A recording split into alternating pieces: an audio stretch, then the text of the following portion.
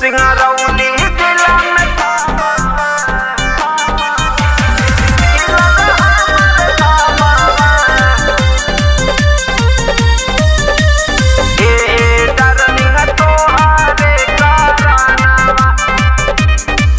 सिंगरौली जिला में खिलल हमर नामवा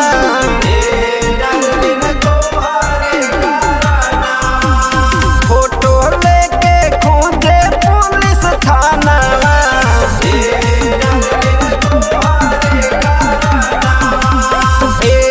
डार्लिंग तोहरे करानावा मोरे आफत में बजानावा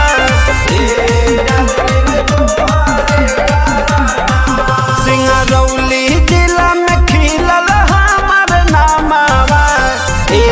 डार्लिंग तोहरे करानावा सिंगरौली जिला में खिलल हमर नामवा बनते अपराधी हो गईनी फरार हो गुंडा घोषित कई देलस हमके सरकार हो बनते अपराधी